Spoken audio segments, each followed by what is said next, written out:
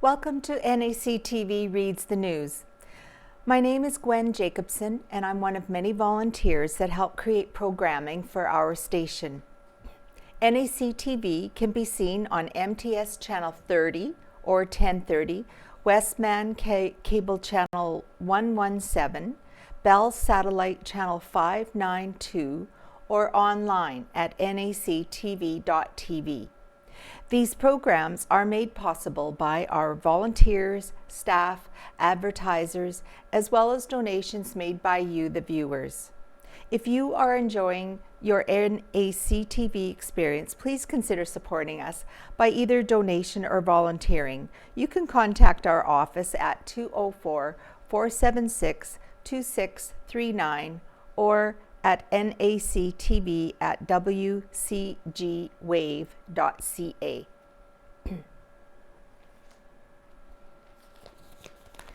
This week's Neepawa banner and press is dated Friday, December the 10th, 2021. On the front page, there's a great big picture of Dave McIntosh and Neil McFarland. After 33 years in business, Team Electronics owners are closing up shop for the last time on December the 31st. By Kira Patterson. Local shoppers may soon notice a difference on Mountain Avenue in Neepawa. After 33 years in business, Team Electronics will be closing at the end of 2021. Dave McIntosh and Neil McFarland started the business together and will both be seeing it through to the end. The pair worked together at Neepawa Gladstone Co-op before renting retail space in what is currently S-Smart to start up the business. In 1995, they moved into the Neepawa building at 341 Mountain Avenue, where they are currently located. Over the last short while, when things started to get signed and that, we've talked about basically how blessed we've been to keep a business going for that long. As a rule, partnerships don't last that long, and so something had to be working well for the partnership to continue, McIntosh expressed. While the business itself will be closing after December the 31st, some products that they offer will still be available out of that location. Our Bell MTS operation is going to continue on this very location, noted McIntosh. Coral Communications, based out of Brandon, took over the Bell MTS side of the business on December the 1st and will continue to offer phone, internet, and television services to the community. Longtime team employees Kevin Wallace and Arlene Vaughn have been hired by Coral Communications and are staying on in the Neepawa location. And it goes on to say, right now, McIntosh and McNarland are busy trying to sell as much stock as they can before the end of the year. They do have a plan for whatever is left after December the 31st, though. We've been fortunate enough to have a little spot in the back that we're going to be able to continue to use because we're not naive enough to think that on December the 31st, we can take what's left out there and put it into shopping bags and be done. It just won't work that way, said McIntosh. So we've got a spot in the back that we can take the desks and set up there and keep our point of sale system. Our products that we haven't found a place for in town will keep back there, and they'll still be accessible for a period of time. While McIntosh is looking forward to retirement, McNarland plans to continue working with electronics for the time being. He will continue with IT support and servicing of electronics for customers within the community. He's got quite a few businesses in town that for years have been relying on him to look after their systems, noted McIntosh. He'll be able to dictate his own hours, but still be available for anybody that needs him to do some computer repair or things like that. McIntosh and McNarland have enjoyed being able to serve the community and appreciate all the support they have had from locals in the 33 years they've been in business. We always recognized where our livelihood came from, and we tried to put back into the community in as many places as we could, shared McIntosh. There's too many local causes for anyone to give to all, but we always knew that we needed to give back to the community because they supported us so well. He noted that even during the pandemic, customers kept coming. We've never lost a step in the last 2 years. As a matter of fact, it actually worked out for us because the Brandon trip got put on hold for people, or the Winnipeg trip got put on hold, and that's when people came through our doors. And oftentimes we would hear, "We're glad to shop at home." We've just been so fortunate, he said. Not only have people shown their support by shopping at Team, they've also been wishing the business owners well on their future endeavors. I'm just really pleased that the people who come up and wish us well in retirement, they really mean it. It's nice that people have expressed the fact that they're glad we're retiring and maybe going to miss the things we do, because the one thing we were able to do is really run it like a small town business. And we've always keyed in on the service part of it. That's something that we're kind of proud of. And you know in the long run that people notice that and they're happy with that. The Bell MTS business won't be the only thing in the store once Team closes. Kelsey and Brad Wilson have purchased the building and will be moving Venus Hair and Body Care into the space in the spring of 2022. The move will give the hair salon and retail business more space for their operations. The Wilsons take possession on January 1st, 2022, after which they will begin renovations. Kelsey, who owns and operates Venus, noted that they have been looking for a larger facility for 1.5 years now. She said that 341 Mountain gives them a lot more space to work with, as their current location on First Avenue is only 770 square feet. They will be renovating the main floor, as there are tenants renting spaces on the second floor of the building. To put everyone's worries to rest, we plan on installing a wheelchair ramp to access the building, she added. She also noted that Coral Communications will be able to continue its Bell MTS operations throughout the renovation process. She said, "We hope to have Venus moved over to the new location in March," noting that Venus will be keeping everyone updated in the coming months via social media. "We cannot wait to share all our plans with everyone in the new year."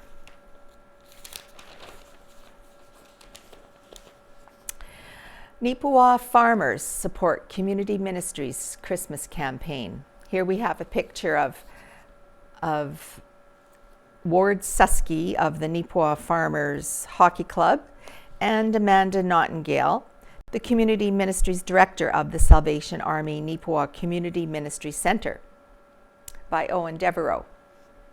Neepawa's Community Ministry Center has a new teammate this holiday season. The Neepawa farmers of the Tiger Hills Hockey League have scheduled a community donation drive for their next home game at the Yellowhead Arena on Sunday, December the 12th.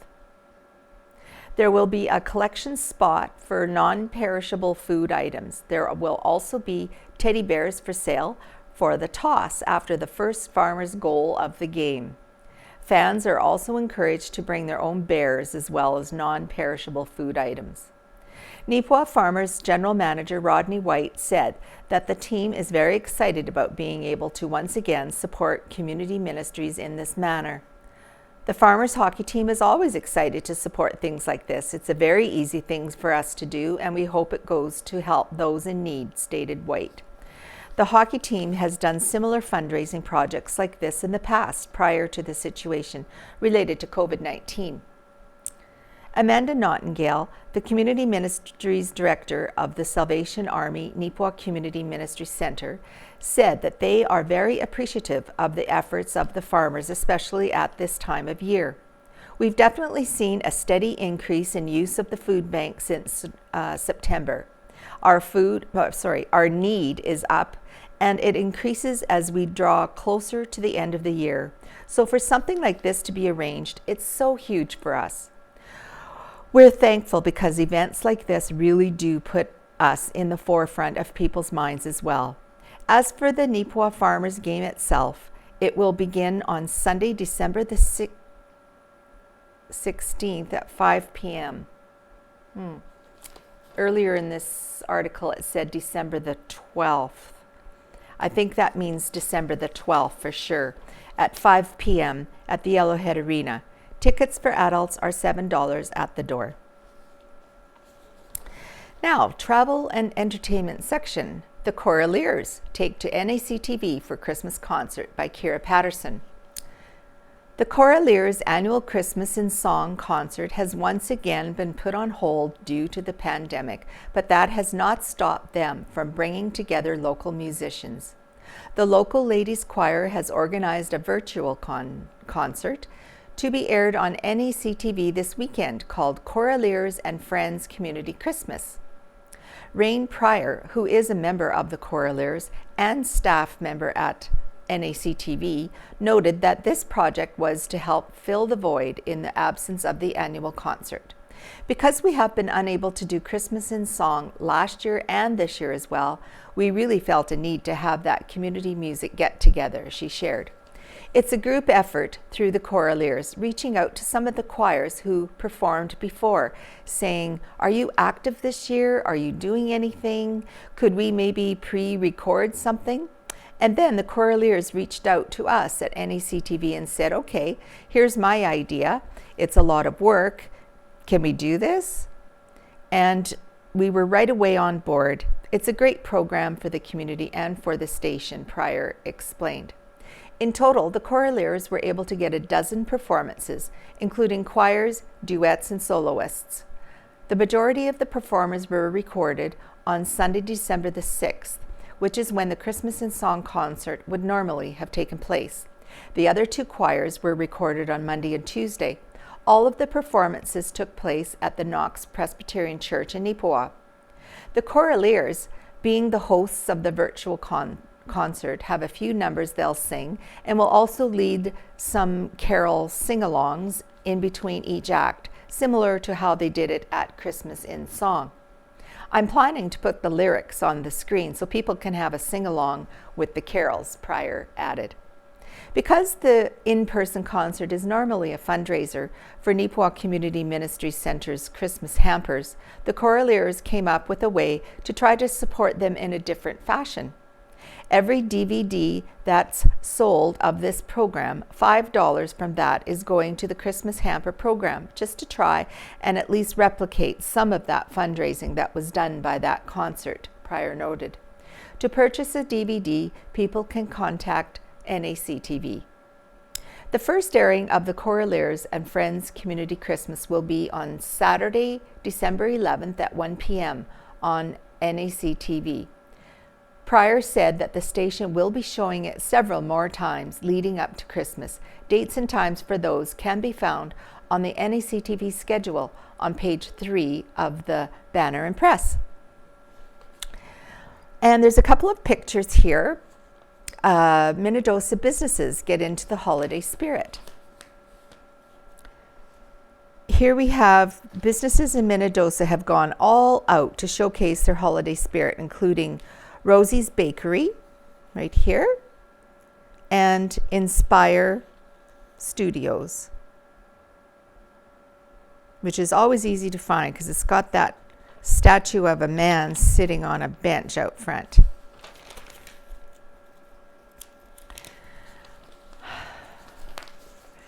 Here we have another picture of part of a hockey team, a hockey season of giving in Neepawa. And here we have, earlier this week, the Neepawa Titans Junior A Hockey Club dropped off several boxes of toys to the Salvation Army store in Neepawa. The toys were donated by fans during the Titans home game on Saturday, December the 4th at the Yellowhead Center against the Winnipeg Blues. And pictured are several members of the Titans delivering the toys to Amanda Nottingale, who is the Community Ministries Director.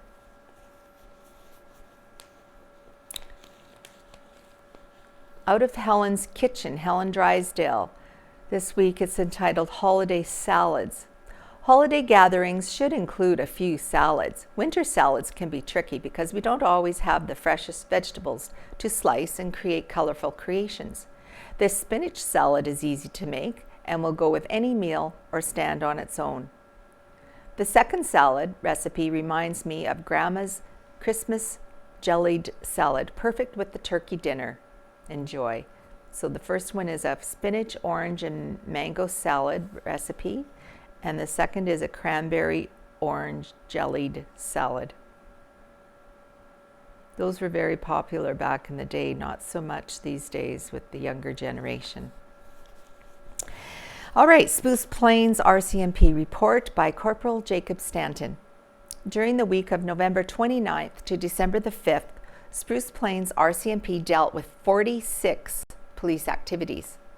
On November the 29th, RCMP responded to numerous motor vehicle collisions on this day. The first being a vehicle versus a deer collision near Minnedosa. There were no injuries to the lone occupant of the vehicle. Later, police were dispatched to a single vehicle rollover near Plumas, where the driver suffered minor injuries. Lastly, police attended a two-vehicle collision in Neepawa. There were no major injuries to any of the involved parties, and both vehicles were towed. On November the 30th, RCMP received a report of damage to a vehicle that had been left on the side of the highway near Neepawa due to a flat tire. The vehicle's windshield, hood, and grille were vandalized. There was insufficient evidence to proceed further. Police received a report of a vehicle being taken without the owner's consent in Neepawa, which was later determined to be unfounded. Police responded to another vehicle hitting a deer near Minnedosa. There were no injuries to the driver. On December the 1st, RCMP responded to an abandoned 911 call in Minnedosa. A patrol was made to the location of the call, and the property rep was spoken with. It was determined that the call was made in error due to ongoing issues with the phone line. Police received reports of fraud in Minnedosa and harassing communications in Neepawa. Both matters are still under investigation. December the 2nd, RCMP were dispatched to a semi-truck on fire in a yard in the RM of Rosedale. There were no injuries, and the cause of the fire is believed to be electrical in nature. Police responded to a report of a person in distress on Minnedosa Lake.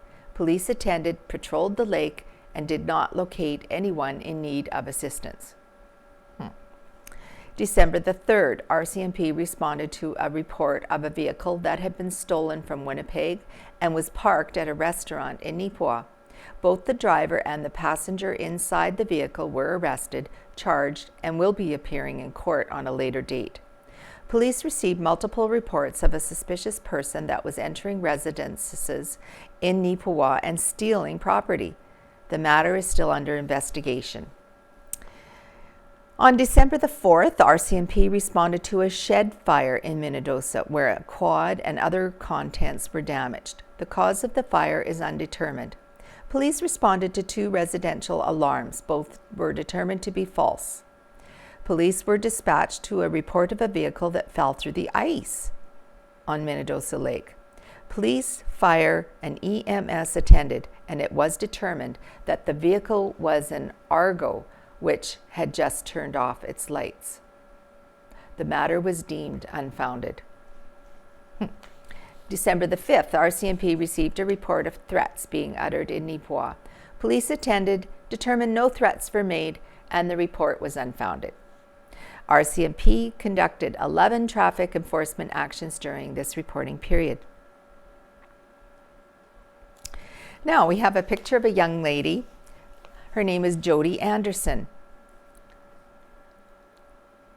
A series of Hockey Canada games set for Calgary from December the 9th to the 11th will feature a former Neepawa resident in uniform out on the ice, but not in one you may have expected. Jody Anderson has been selected to officiate the upcoming series between Hockey Canada's national women's team and the PWHPA All-Star team. On November the 27th, Anderson also officially reffed her first University Sports Canada West hockey game, which was between the University of Manitoba Bisons and the University of Alberta Pandas. Congratulations, Jody. Stride Credit Union helps furnish Kinsman Courts 2 by Kira Patterson.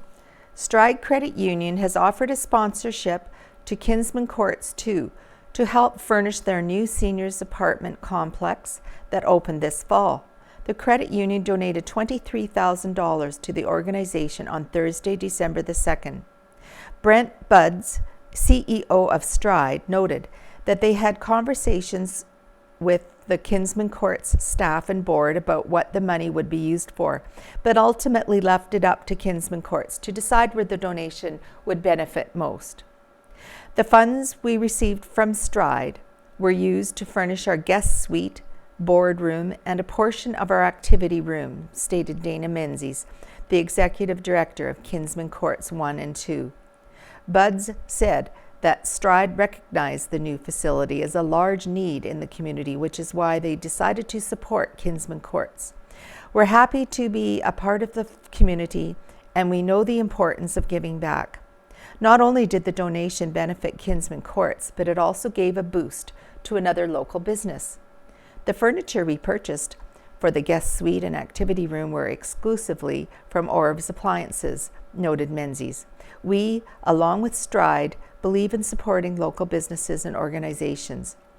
Menzies expressed her gratitude to Stride for their donation.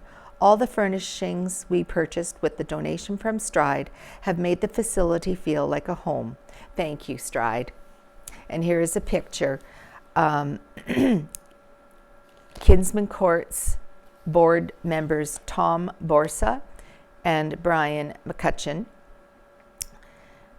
board president Grant Lucan, Stride CEO Brent Buds, executive director Dana Menzies, and Michelle Gilmore of Neepawa Stride.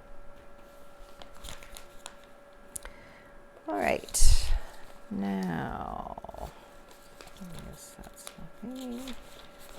all right, local clubs help supplement hugs for the holidays. Here we have members of the Neepawa Men's Shed and the Girls Fit Club here, teaming up to create 200 Christmas tree decorations to add to the Hugs for the Holidays gifts. Two local groups are working together to add something special to the Hugs for the Holidays program, the Neepawa Men's Shed and the Girls Fit Club.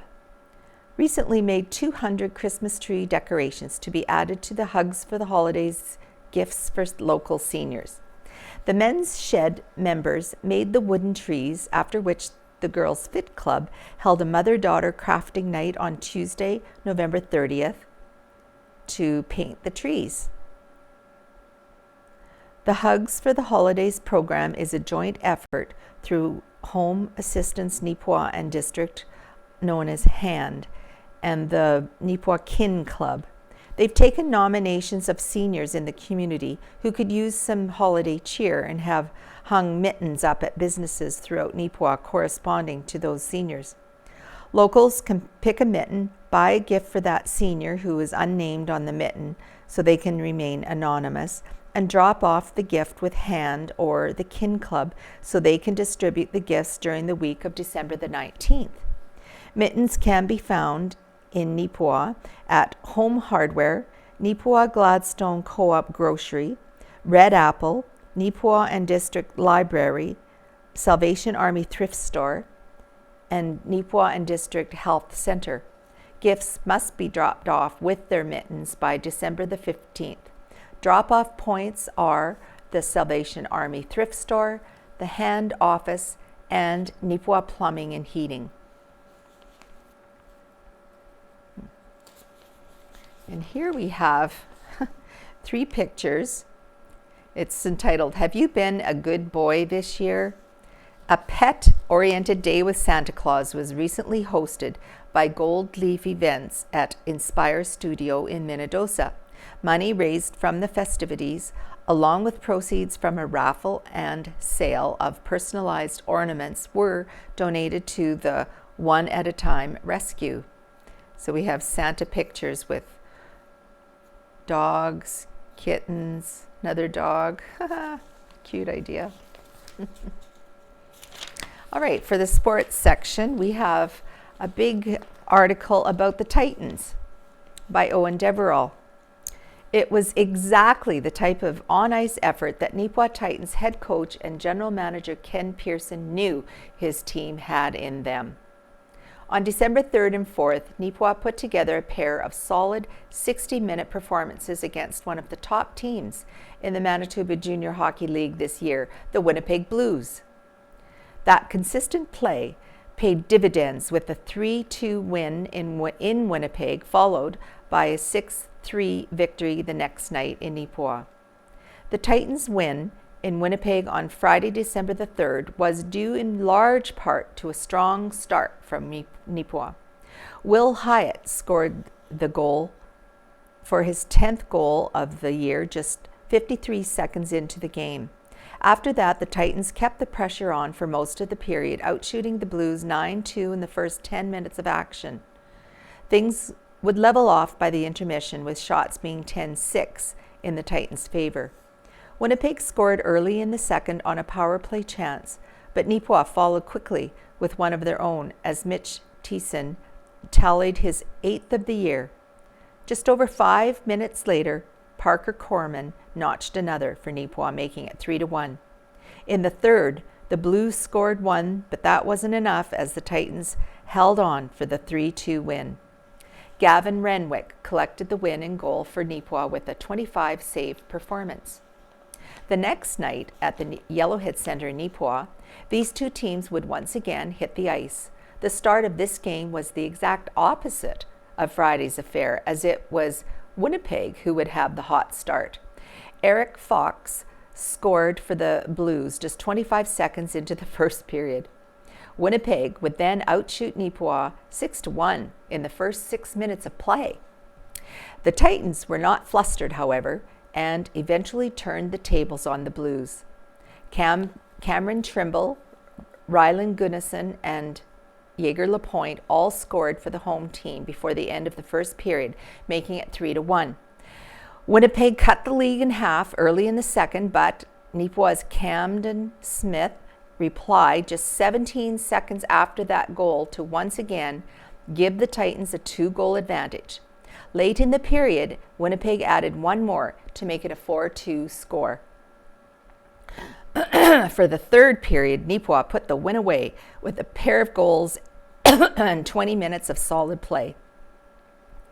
Ryland Gunnison scored his 14th goal of the year, while Mitch Thiessen potted his second goal and 5th point of the weekend late in the game to make the final score 6-3 for the Titans. Goaltender Emmerich Demers earned the win with a 19-save night. In a post-game interview with NACTV, Neepawa head coach and general manager Ken Pearson said that the effort over the weekend from the roster showcased exactly what this team is capable of. He said, "It's just a different feeling in the room. On Friday night, we got some big efforts from some of the guys. Gavin Renwick had an outstanding game for us," said Pearson. As for Saturday night's game, after we gave up that first goal early, there was no panic on the bench.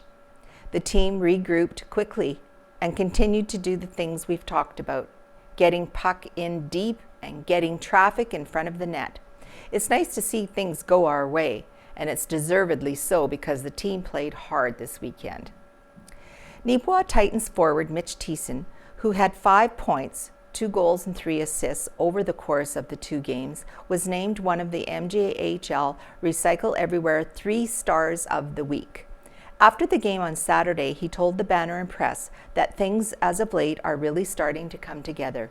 He said, "It's good. My line mates are making it real easy to play out there and get some points. We just have to keep doing what we can for the team and work hard out there on every shift. This was a big weekend for us as a team, so we're hoping we can build off of this."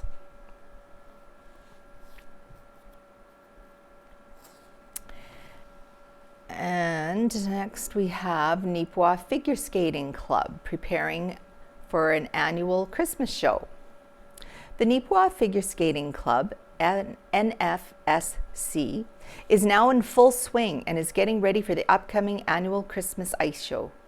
This season we have 17 star skaters who skate Mondays, Wednesdays, and Fridays with coach Kim Smith.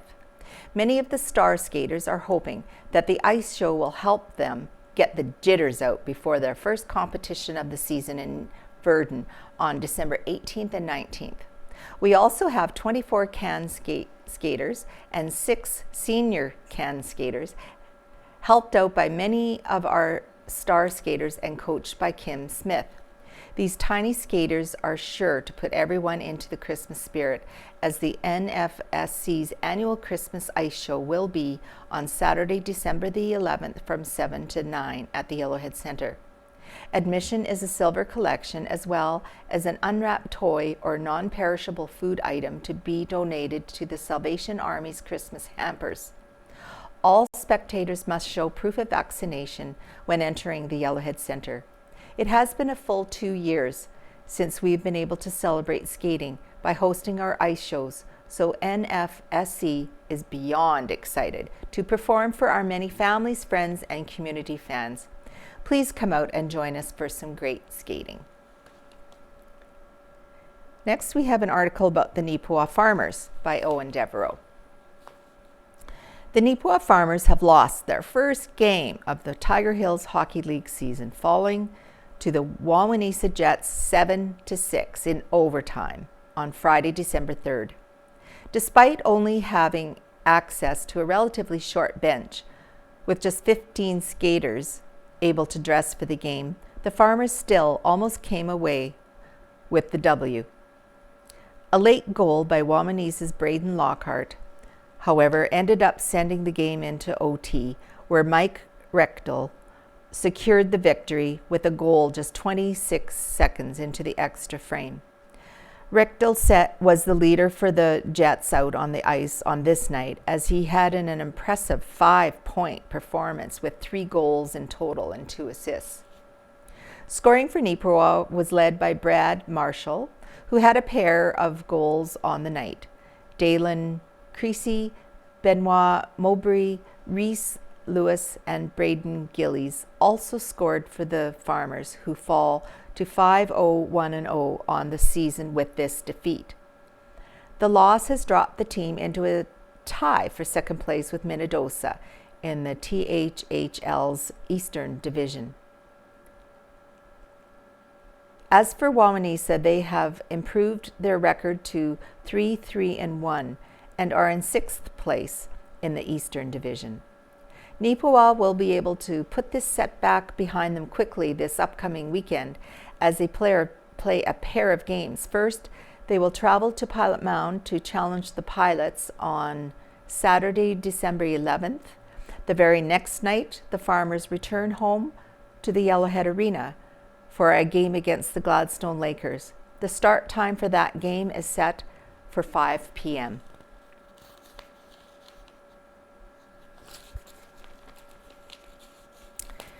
Now, for Carbury, North Cyprus, Langford, Here and There by Gladwin Scott. The 2022 Manitoba Scotties in Carbury will feature the following 12 rinks: Tracy Fleury, Mackenzie Zacharias, Beth Peterson, Darcy Robertson, Megan Walter, Christy Watling, Terry Ursel, Alyssa Calvert, Caitlin Jones, Christy McDonald, Shay Bevan, and Jennifer Clark Warrior. And there's a picture here of the Carbury rink, the local rink. Team Alyssa Calvert. Lead Ross Taylor. Second Pam Robbins. Third Stacy Fordyce. And skip Alyssa Calvert. And missing in the picture is the 5th, Tanya Enns. Right here. Carrie Einerson is Team Canada, so she will go directly to the National Scotties. Jennifer Jones will not be attending due to her participation in the Beijing Olympics. The Scotties in Thunder Bay takes place within a week of the Olympics, so participating in both events would be very difficult. The opening ceremonies, under the direction of Carbury curling guru Betty Burma, will include local pipers Robert McKay and Grayson Ross of Neepawa, and starts at 6:45 p.m. Throwing the opening stone will be Anne Redden, who represented the region at 3 provincials, and sweepers will be Susie Scott and Heather Lavich. Welcoming the curlers will be Mayor Olmsted, Reeve Adrianson, representatives from Curl Manitoba, and sponsors. According to 2022 Scotties chairperson Rob Van Comer, the Carbury Curling Club was one of 7 clubs who originally formed the Manitoba Curling Association over 130 years ago. Welcome, curlers and fans. We hope you enjoy our hospitality. The 2022 Scotties winner will represent the Keystone Province at the 2022 National Scotties in Thunder Bay, January 28th to February the 6th. Sean Kubis fired 5 goals to pace the Gladstone Lakers to a 9-2 win over host Carbury Plainsmen Friday, December the 3rd.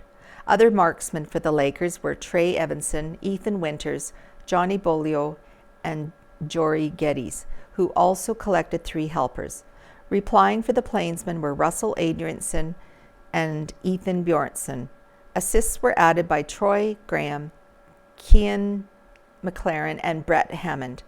The busiest player was goalie Connor Slip, who faced 46 shots. Score winners were Corey Martin, Matt Letkeman, and JVK. In Tiger Hills League action at Minnedosa on Saturday, December the 4th, the Minnedosa Bombers shut out the Carbury Plains in 4-0. Further results were unavailable.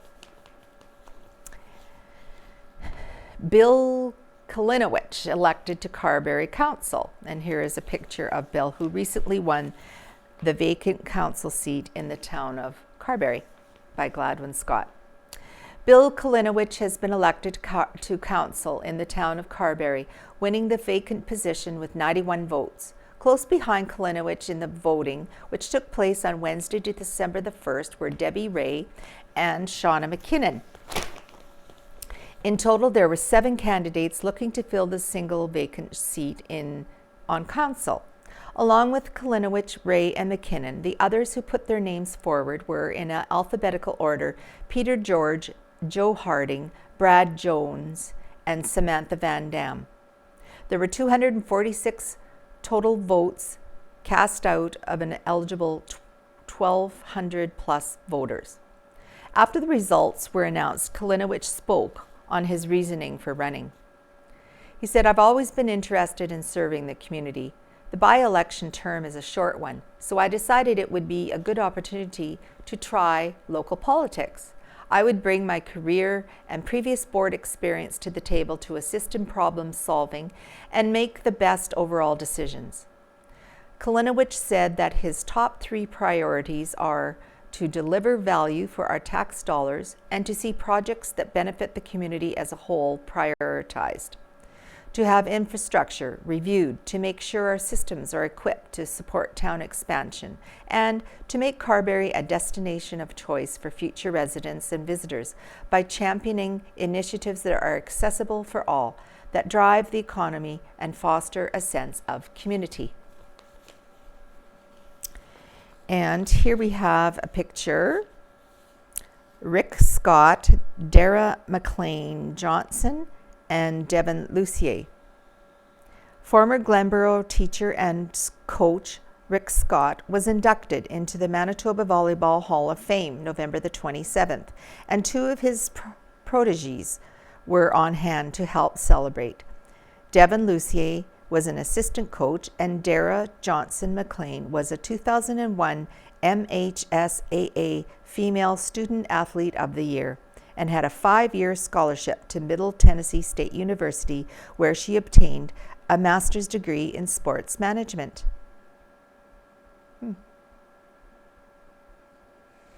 And here we have a little article by Ken Waddell. Provincial backlogs for surgery and procedures continue to grow. On Tuesday, December the 7th, Uzoma Azegwara, NDP health critic, said in a news release, "It's shocking to learn over 10% of the province is waiting for a surgery or a procedure right now. That's seniors, children, and families waiting, often in pain. For months, doctors, nurses, and patients have been demanding action, but instead of investing in staff and creating a deadline to access the massive surgical backlog, Premier Stephenson has let it grow to over 150,000 procedures and forced patients to suffer in silence. Families expect much better from the Premier, but it looks like the mistakes of the past are simply being repeated. Premier Stephenson has been promising to establish a surgical task force to address the backlog, but the announcement has been delayed. As of print deadline, no announcement yet has been made. This week, Doctors Manitoba estimates there are 152,116 backlogged cases, including 56,181 surgeries, 42,931 diagnostic imaging procedures, 53,004 other diagnostic procedures, including allergy tests, endoscopies, mammograms, and sleep disorder studies.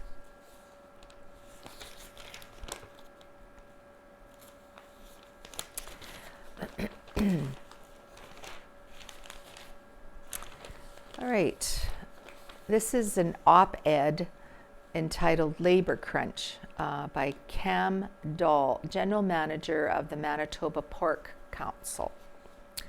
The availability of labor is a critical factor in determining the long-term growth and profitability of Canadian agriculture.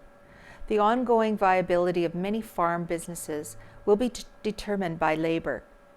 Farms, rural communities, value-added processing, and key support sectors like transportation are all struggling to find and keep staff. This is not a new story, but the problem is growing and must become a primary policy focus for industry and governments alike. The root causes of the agricultural labor shortage are many. At the beginning is a shrinking rural population and a reduction in the number of farm family members wanting to carry on in the business. Combine this with difficulties experienced by all parts of the value chain in convincing urban Canadians to take on jobs that are often located in rural Canada and which are often erroneously viewed as unskilled. Assessing foreign workers in a timely manner is complicated, challenging, and often out of the reach of many independent agricultural operations. How critical is the situation? Work by the Canadian Agricultural Human Resource Council, or CAHRC, shows that over 40% of farm operations indicated they did not have sufficient staff in 2020. That number is even higher for hog farmers, with over 50% of pork producers not being able to fill all the positions they need. CAHRC reports indicate that in 2017, labor shortages cost agriculture $2.9 billion in lost revenues. Across the country, the demand for agriculture employment exceeds what the domestic workforce can fill. By 2029, it is projected that the industry will be short 123,000 people. The availability of skilled labor extends beyond the farm gate to include specialists like large animal veterinarians and the technical support they need to run their practices. Challenges in recognizing foreign credentials are needlessly limiting our ability to support this critical labor pool. What needs to be done to address the labor crunch? Most importantly, all of agriculture needs to face this problem together. Fractions between sectors or within value chains will result in overall policy failure. Resolution will not be found by a single industry segment or company. Agriculture needs to deliver a unified message to federal, provincial, and municipal governments on the need for practical solutions. We also need to get beyond the perception that agriculture employment means just hewing wood and drawing water. Today's agriculture industry is seeking people to fill careers, not just jobs. We need to work together to better inform those entering our universities and colleges about the skilled and diverse opportunities agriculture has to offer. Agriculture today is on the cutting edge of genetics, nutritional sciences, health of animals, environmental sciences, international marketing, and much more. The private sector needs to work with the government and our education institutions to build the technical training programs that are needed to fill the growing labor gap. This programming needs to be made available to both Canadians as well as potential immigrants. Opening skills training to future Canadians will mean changing our immigration policies to reflect the fact that modern agriculture is seeking skilled labor and not unskilled workers. Increased engagement by Canadians must be part of the solution to agriculture's growing labor shortage. We should begin by exploring ways to remove barriers to participation in the sector by those who are currently underrepresented in our industry.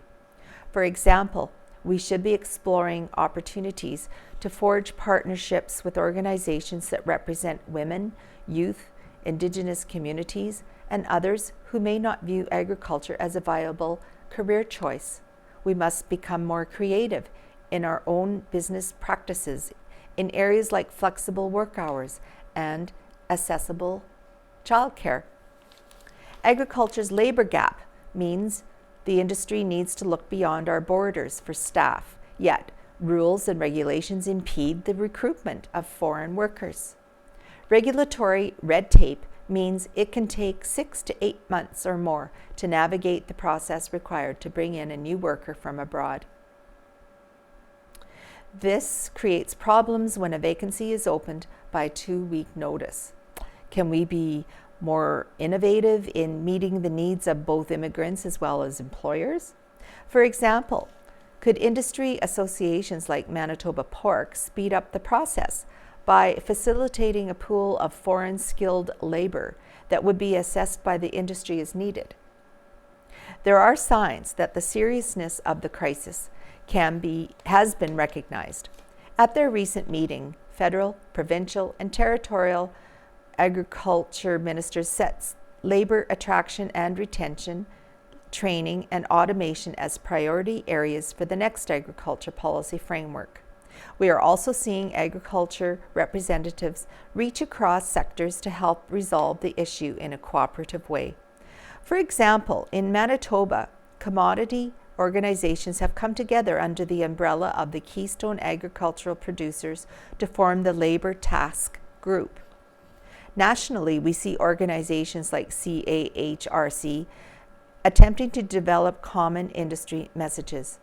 There is still more to do on this front. Sectors are still largely approaching the problem from an individual commodity point of view.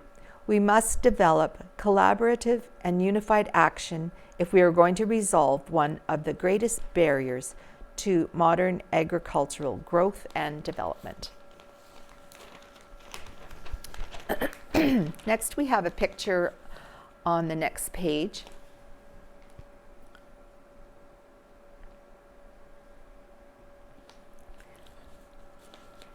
And it's of the Catholic Women's League. The Catholic Women's League of the St. Dominic's Church in Neepawa started getting into the spirit of the holiday season on November the 25th. Each member of the group painted their own gnome, which was the chosen activity for their paint night that evening. What a great job they did. All of them have different designs on the toques. Okay, I'm just going to go back to a section I haven't read yet. This is called Homebodies by Rita Friesen. It's entitled So Much More Than a Cup of Coffee. My morning habit is to create a cup of coffee. Nothing fancy, grounds measured into a press, water brought to a rolling boil, the press depressed, and wait for a few minutes. The cup of the morning is chosen according to my mood and receives a blessing of scalding water to prepare for the coming elixir. Oh, the coffee is whatever brand has been on sale, not an import, not flavored, simply dark and rich. At the appointed time, the fragrant liquid is transferred to the cup or mug, and my celebration of Thanksgiving continues. It is a routine, a ritual, a litany. I acknowledge with this cup the blessing of my abundance. For one thing, I have time. There was a stage in my life, a prolonged and pleasant stage, when my mornings were hurried and harried. The day's beginnings were dictated by the farming seasons, the school cycle. I was never one of those parents who longed for the holidays to be over so the kids would be back in school. The longer, slower mornings and company of the family were welcome, and no lunches to prepare and pack. Boy, I remember those days. Now I have endless, quiet mornings. I arise most days when I feel like getting up. The morning clock does not often challenge me. Therefore, the luxury of time is still a gift, acknowledged while cradling the hot coffee, taking time to taste and savor the flavor. With this ritual, I also acknowledge that I have enough to spare and share. This too has not always been a given. There was a time, more than 50 years ago, and still not a dim memory but vivid and pulsing, that I turned beer bottles into milk cartons and knowingly wrote a fraudulent check for basic food for my infant child. May I add that, as soon as it was possible, I wrote a note of apology to the grocer and reimbursed them for the goods stolen. Necessity is a nasty master. So with this morning coffee, I give humble thanks for enough time and resources for daily simple pleasures. This gift of time and simple pleasures is, on occasion, what some might consider wasted time. I play games online. I write in my gratitude journal. I read, serious or comedic, or simply sit with or without music. As my mood dictates, I am. My music of current choice is on YouTube, a gentleman singing 4-part harmony, a cappella, no fanfare, simply singing the old hymns with depth and sincerity. The words and music are as familiar as my morning coffee, as grounding and refreshing as my quiet time. A casual observer would see an old lady, unkempt hair, and comfy PJs, doing nothing. How deceiving are appearances. Another reality I remind myself of when observing others. Indeed, I am an older lady. Indeed, my hair is kempt, and I am in comfy night attire. But I am not doing nothing. With this morning routine, I am giving thanks, reviewing my past, and preparing for my future. From the comfort of my home, all this with 1 cup of coffee. And Faithfully Yours by Neil Stroshine. Christmas Cameos, Elizabeth. In all my years of church ministry, I have only met 2 couples who, after a battery of tests, have been told that they had little to no chance of conceiving a child by natural means. Thankfully, both couples were approved for adoption and in time joyfully welcomed chosen children into their families. Their stories had happy endings. Today, thanks to advances in modern medicine, a diagnosis of infertility is no longer the bad news it was 2 or 3 generations ago. Frank conversations with doctors and specialists have often provided couples with hope and the help they desired to fulfill their dreams of home and family. But those options were not available in the 1st century, as Elizabeth, wife of Zechariah, the priest, knew only too well. She and her husband had been trying to conceive a child since they were married, all to no avail. Now, with both of them getting on in years and Zechariah about to retire as a priest, it was becoming increasingly unlikely that they would ever be parents. You can read their story in Luke chapter 1. But then something happened to renew their hope. As he stood before the small altar in the Jerusalem temple, presenting the daily offering of incense, God's messenger angel appeared to Zechariah, telling him that his wife Elizabeth would give birth to a son. And soon after, Elizabeth discovered she was pregnant.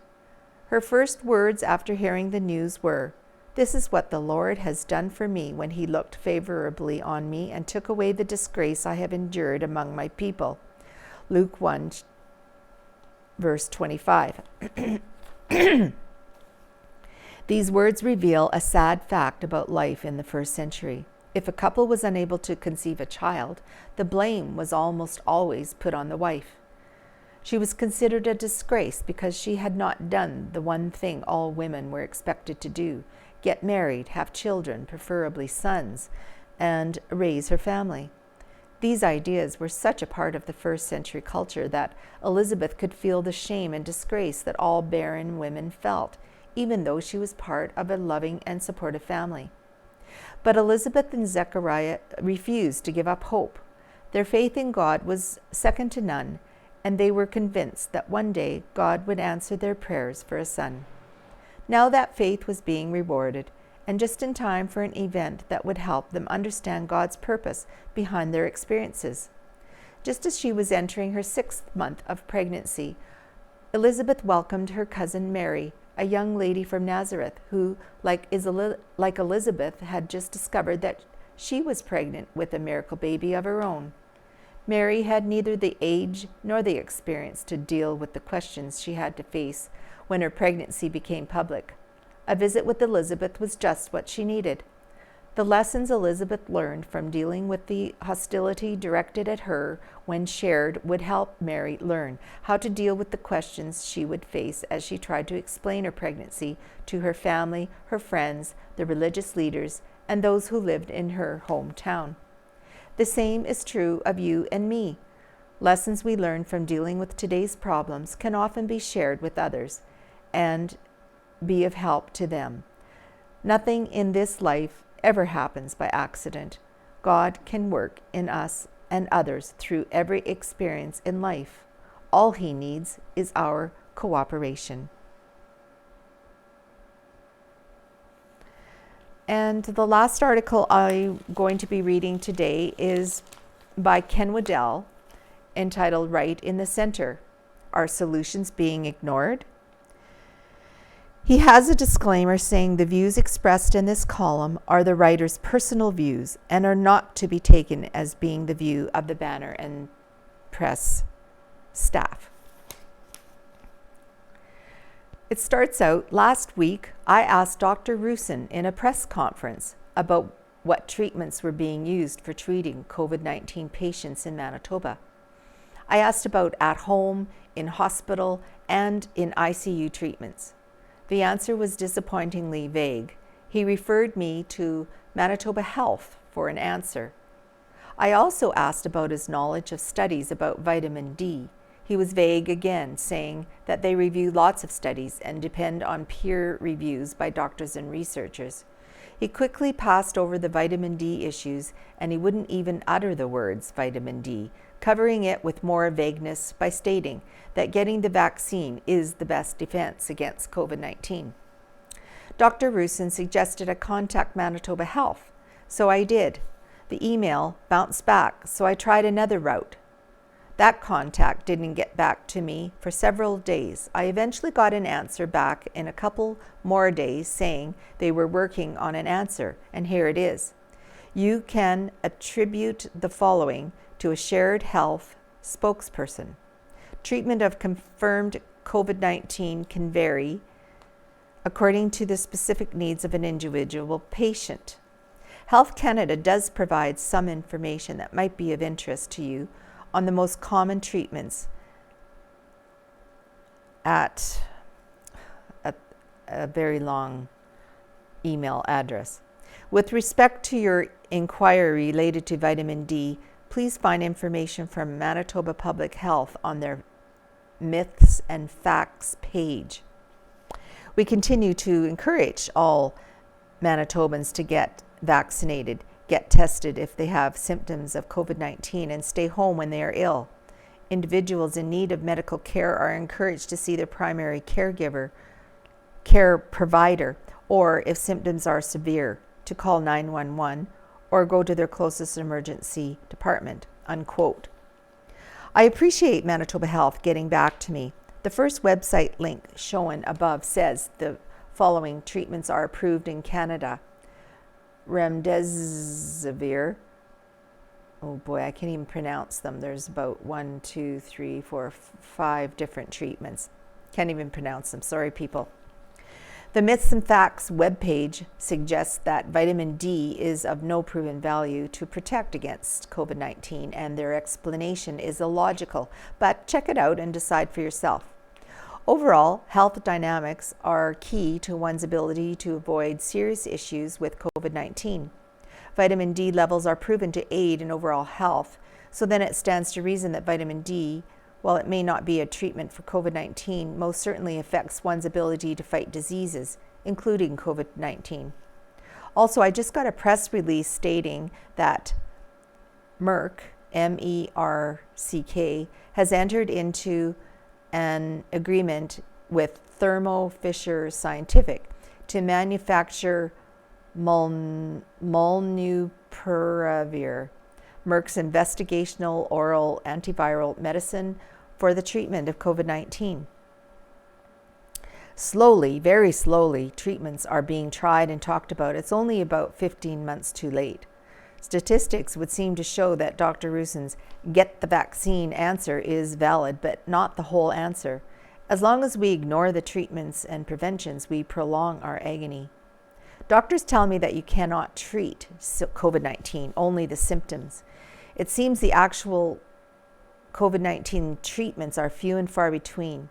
They will remain few and far between as long as the health system and media continue to buy into the idea that there are no other solutions except vaccination, dying, or recovering. It is quite disturbing that double vaccinated people are getting sick and some are dying. Last week, a prominent Canadian columnist was waxing eloquent about how COVID-19 affairs were going in Florida, saying they were doing as well as Ontario. Could there be one glaring difference between Ontario in the winter and Florida in the winter? Florida is a lot warmer. People are outside more, on the beaches even, and are getting a lot more sunshine than Ontario. Funny thing how that might work. Less indoor living and more vitamin D from the abundant Florida sunshine could well be part of the difference. It amazes me that doctors, even Dr. Russen, don't seem to acknowledge the most common idea that vitamin D may well be a deterrent to COVID-19. Even if it isn't helpful, it can do no harm. I just listened to a podcast by Malcolm Gladwell, a famous author and speaker. He points out that 3 major health conditions lead to COVID-19 deaths, namely hypertension, diabetes, and obesity. He says that we currently had the much lower levels of those 3 conditions. If we currently had the lower levels of those 3 conditions that we had in 1990, we would not have nearly as large a COVID-19 death rate as we have in 2020, 2021. Apparently, we have more hypertension, are fatter, and more diabetic than experienced in 1990. With 152,000 backlog surgery and test cases, we are going to lose a lot more people from the backlog than we ever lost from COVID-19. It's time to change how we do this pandemic thing. Okay, so that is it for today for the reading of the Neepawa Banner and Press. Thank you for joining us. Hopefully we'll see you next week. Bye for now.